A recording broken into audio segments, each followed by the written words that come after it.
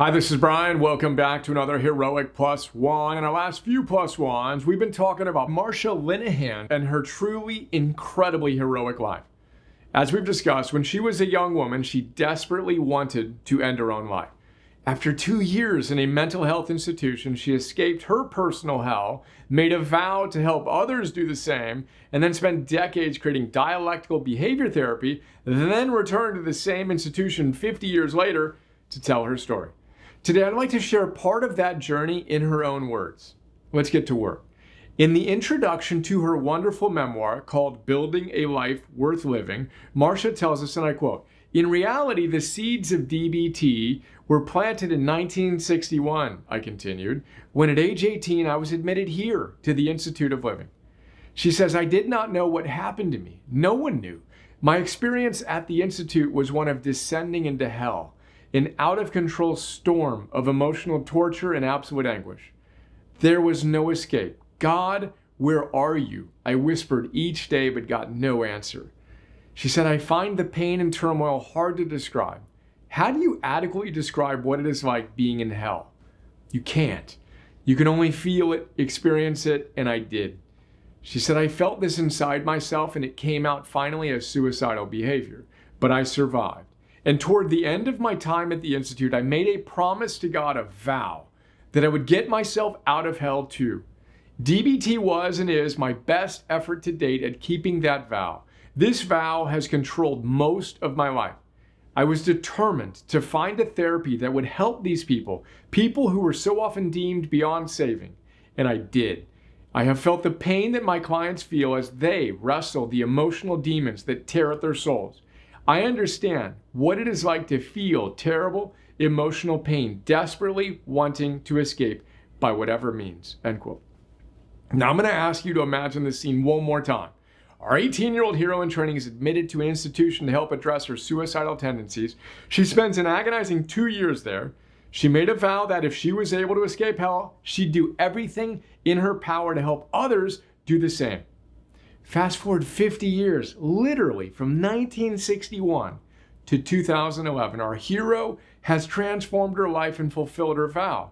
She is one of the most respected therapists in her field, creating the first and most effective treatment for suicidal individuals. But except for a few close friends, no one knows her personal story. So where does she tell her origin story and the origin story of her therapy that has saved countless lives? At the same institution where she spent her years in hell. Goosebumps again. Once again, feel into the power of that for a moment. There's so much we can discuss there, but I want to highlight a couple of things. Then we'll move on to the practical aspects of DBT. First, Abraham Maslow made a very similar vow, albeit without the terrible suffering, as a young man. Learn more about his vow in our notes on Future Visions, one of my favorite books and notes. Second, when I think of making a vow, I always think of wisdom from Daisaku Ikeda. In Buddhism Day by Day, he says, in any field of endeavor, making a vow is the foundation for achieving something great. If, for whatever reason, a person gives up halfway or backslides, his or her commitment hasn't been based on a vow. Half-hearted desire doesn't amount to a vow.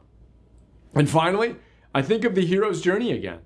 It's hard not to, with heroic tattooed in inch-tall letters on my forearm, but the foreword to the book is written by a guy named Dr. Alan Francis of Duke University. It's wonderful. He tells us, many people come up with good ideas, but don't have what it takes to get them into the world.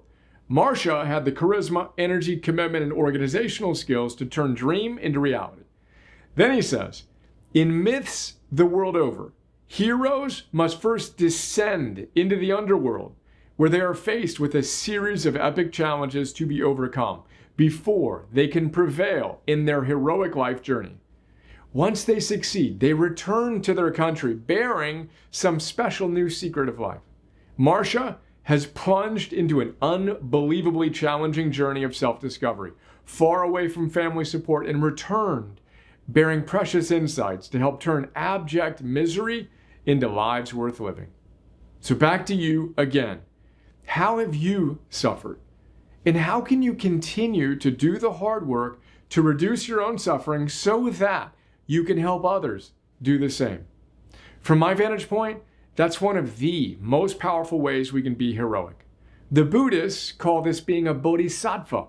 We strive for our own enlightenment such that we can help others achieve their own joy in life. Let's make our vow to do that together today. Little PS, I talk about my own struggles with depression and wanting to end my life in Conquering Depression 101 and Conquering Anxiety 101. The most powerful feedback I have ever gotten is on those classes, in which I share my own challenges and how I have conquered them. Check them out, we've got them linked. As Marsha says in the very first quote in the book, if I can do it, you can do it. She also brilliantly tells us when someone is in distress, the best compassion you can give is to be effective in helping them. PPS, Marsha's heroic quest to heal and then heal others reminds me of George Mumford and his journey.